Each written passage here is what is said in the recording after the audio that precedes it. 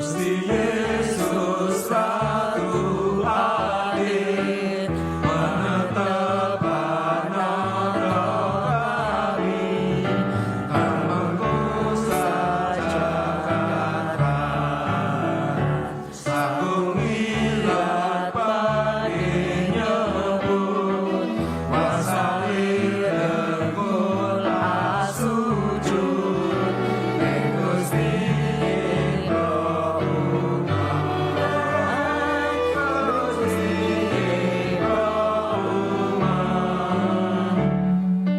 Sugeng enjang para adi yuswa, sugeng pepanggihan malih wonten ing renungan padintenan adi yuswa ing dinten Senin Pon 17 Maret 2020. Sumangga dinten punika kita nampi jejer dados berkah sinaosa sisa. Dados berkah sinaosa sisa.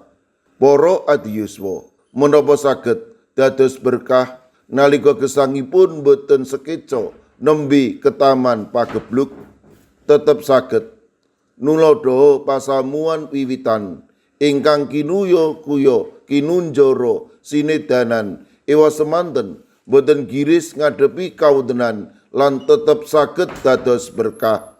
Kawontenan ingkang mekaten sawektipun alami dening tiang-tiang pitados wonten ing Pontus, Galatia, Kapadokia, Asia, Bitinia.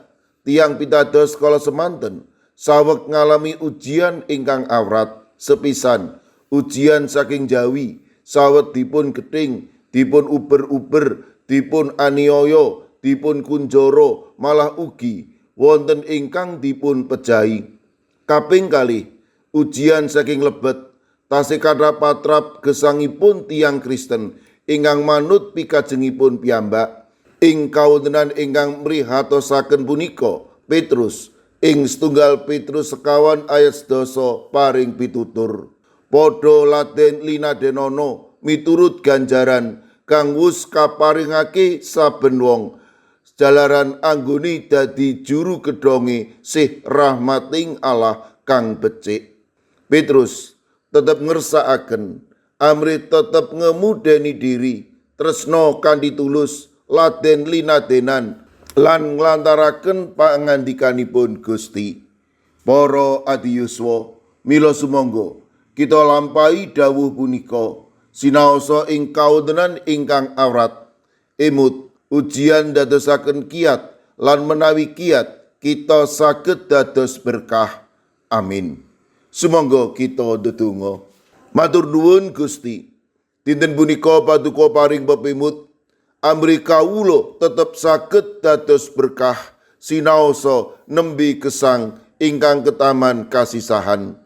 Awit lumantar perkawis ingkang mekaten menika nyata sanget menawi kawula menika tiyang ingkang pitados. Kawula pasrahaken para adi yuswa dalasan anak putu kawula ing pundiya papan kawula pitados paduka ingkang ngandhi, paduka ingkang reksa, paduka ugi ingkang badhe berkahi.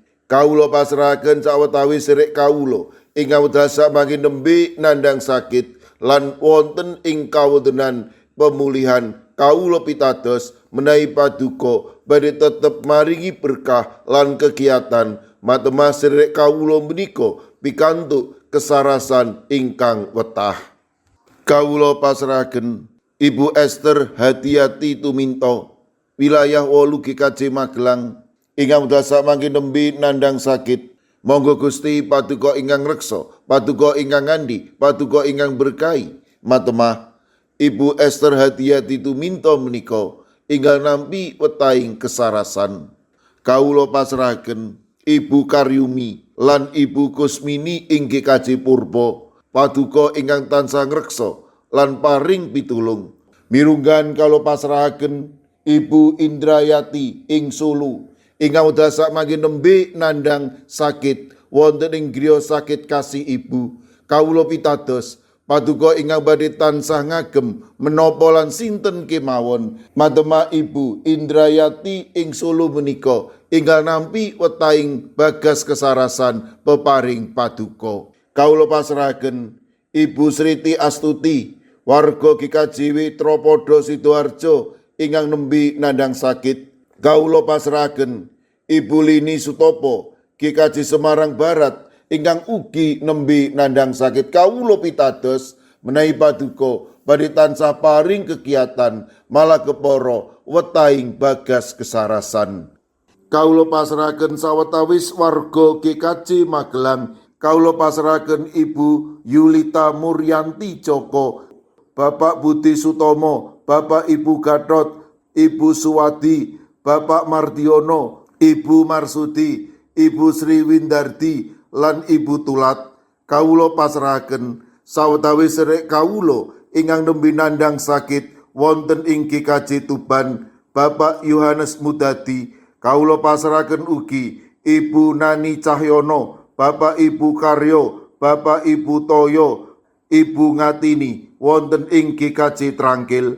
Kawula pasrahaken Ibu Sutitah wonten ing Prambanan. Kawula ugi masrahaken sedherek kawula ing GKJ Immanuel Solo, Ibu Tugiani Sunarto. Kawula pasrahaken Ibu Lasiem Blok 6 GKJ Gondang Winangun. Mekaten ugi ing GKJ Wonosobo, Bapak Lazarus Samijan, Ibu Endang Sarjono, Bapak Yusuf Sunaryo, Ibu Rodiah Sumarti. Mekaten ugi Eyang Sarwito wonten ing GKJ Ngalian. Kawula ugi emut kalian Ibu Wahyono Ringinanom ing GKJ Plengkung. Mekaten ugi Ibu Sunarti ing GKJ Salaman. Ing GKJ Prambanan kawula masrahaken Bapak Trianto. Ing GKJ Ungaran kawula masrahaken Ibu Sugito, Bapak Sembiring, Ibu Munarti, Bapak lan Ibu Tugiman, Ibu Surisno. Mekaten ugi kalau pasrahaken Ibu Tati wonten ing GKJ Immanuel Solo, Bapak Jatmiko ing Denpasar, Ibu Warsi ing Kemenjing, Ibu Apri wonten ing Canden. Kawula pasrahaken sedherek kawula ing GKJ Sragen, Bapak Ursito Riyadi, Ibu Sumiati, Bapak Suyanto. Mekaten ugi sedherek kawula Bapak Chandra Deni Saputra ing GKJ Karangdawa. Kawula pasrahaken Ibu Gianti ing GKJ Gantiwarna. Kawula ugi masrahaken Bapak Bambang Sugiri, Bapak Dalmin, Bapak Wisno ing GKJ Pugeran. Kawula pasrahaken Ibu Warsini dalasan putranipun Yohanes Haryadi ing Watu Sigar. Mekaten ugi ing GKJ Mijen, Bapak Budiono Arung Puji, Ibu Elizabeth Indarwati, Ibu Trikartono, Bapak Waryono, Bapak Moses Taji. Kawula pasrahaken Ibu Sukarni, Ibu Sutarwi, Bapak Daniel Agus ing GKJ Banyumanik. Mekaten ugi ing GKJ Tanon kawula pasrahaken Bapak Suhadi. Kawula pasrahaken sinten kemawon ingkang nembe nandhang sakit lan ing pemulihan kawula pitados paduka badhe saged ngginakaken menapa lan sinten kemawon amri sedherek kawula menika enggal nampi wetahing kesarasan. Sedaya pandonga lan pasambat kawula pasrahaken wonten ing Gusti kawula Yesus Kristus. Amin. Sumangga para ati yuswa kita tutup pepanggihan kita srana ngrepekaken kidung. Sumangga.